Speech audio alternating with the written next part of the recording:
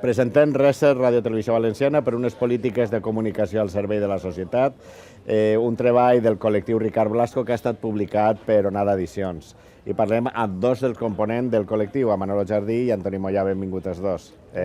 Manolo, presenta el col·lectiu Ricard Blasco.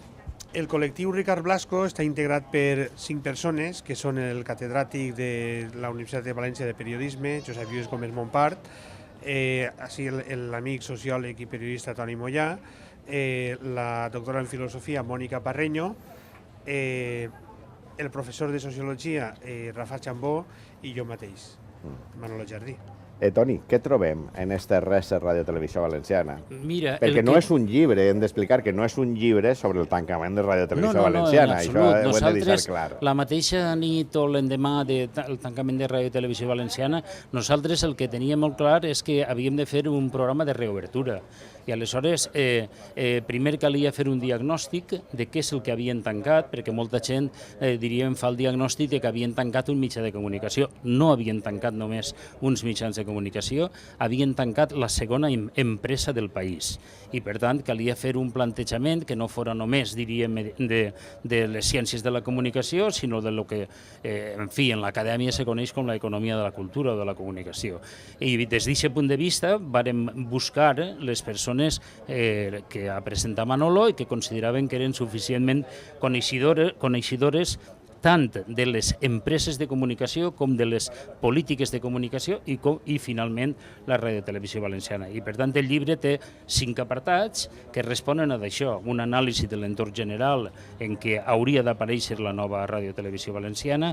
2, un anàlisi de l'entorn específic o, diríem, competitiu, que és molt diferent del 89 quan apareix. Una anàlisi de les polítiques de comunicació i després una proposta de model d'empresa i de model informatiu, que en definitiva és la mercaderia que produeix aquesta empresa. Una prescripció. Anem a parlar d'aquesta prescripció. Com ha de ser aquesta Ràdio Televisió Valenciana, aquest reset per a que isca aquesta nova Ràdio Televisió Valenciana? Després de l'experiència devastadora de 20 anys, hi ha un poso suficient, hi ha arguments suficients per a no caure en els mateixos errors. Primer que res, nosaltres plantegem una empresa desgovernamentalitzada, una empresa al servei públic, que la societat es veja reflectida, però no tant que també en els òrgans de participació o en la gestió, diguem, en el control pressupostari o a través de la gestió política de representants elegits, sinó mitjançant la programació. I en rigor, en qualitat, per descomptat, molt més enllà dels llocs comuns en valencià de qualitat i en tecnicolor, i això, naturalment, sinó un mitjà audiovisual inserit en el segle XXI i en els nous hàbits de consums dels productes que contribuïsca a visibilitzar la societat valenciana en un horitzó de societat moderna i no de recursos, diguem, essencialistes, de boina i de gallato, com haurem, i per descomptat molt allunyada dels nodos. I per altra banda, plantegem alhora, més enllà del model estrictament de gestió de la radiotelevisió, què correspon a la radiotelevisió pública i què no correspon a la radiotelevisió pública. Perquè en un món amb tot això apareix els interessos creados de don Jacinto Benavente, que tot el món està apartant-se un allà de lo que haja de vindre, n'hi ha coses que pertanyen, funcions i responsabilitats que pertanyen als mitjans públics i altres que haurien de dependre, o millor dit, depenen de la gestió, diguem, industrial o cultural de la Generalitat Valenciana. Llavors hi ha la tendència a embolicar-ho tot per atraure la part de profit, no? En els segments que estan interessats en treure profit d'això. Toni, hi ha una investigació, hi ha un diagnòstic, hi ha un pla, un model, una proposta, però falta, això és la voluntat política. La reobertura és una voluntat política, lògicament, i per tant una condició sine qua non, i és que el dia 24 guanya l'esquerra. És evident que si guanya la suma de PP i la seva marca blanca, que és Ciudadanos, no n'hi haurà Ràdio Televisió Valenciana, i això convé saber-ho. Nosaltres confiem plenament que l'acord dels partits d'esquerra portarà a la reobertura immediata de la Ràdio Televisió Valenciana, com ha passat recentment en la televisió de Grècia, que era l'altre exemple europeu de tancament anava a dir a la grega, no? De la una nacional i l'altra autonòmica. De fet, és la primera gran promesa que ha complert el govern de Syriza, és la reobertura de la radiotelevisió grega, no?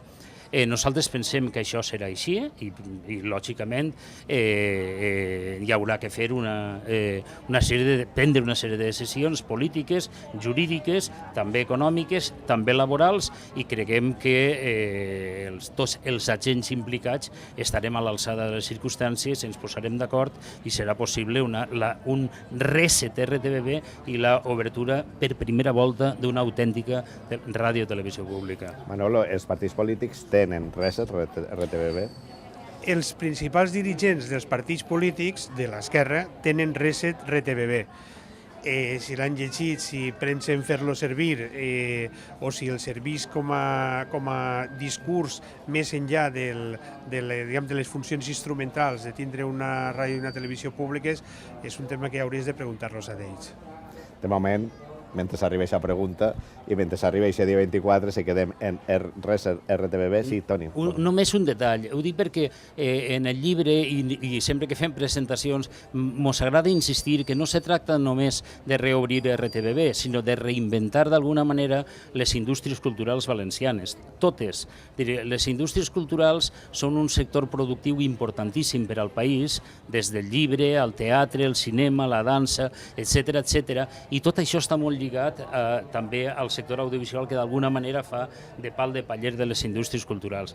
Caldria que el nou govern fera una autèntica aposta econòmica també per a aquest sector. Nosaltres proposem la creació d'una conselleria de les indústries culturals precisament per a que fera això que està dient Manolo, és a dir, que assumira la gestió política d'una necessitat que creiem imperiosa, que és el reflotament de les indústries culturals, perquè és un sector productiu que té molt de recorregut. És a dir, en el País Valencià no arriba a l'1% de PIB el que fan les indústries culturals, i en països com, no sé, Dinamarca o Noruega, o que ara estan en tant d'èxit, per exemple, Dinamarca, en Borgen i tot això, estan arribant al 6%. No? Per tant, imagina si tenim marge de creixement, d'ocupació directa i indirecta i de creació de riquesa. No?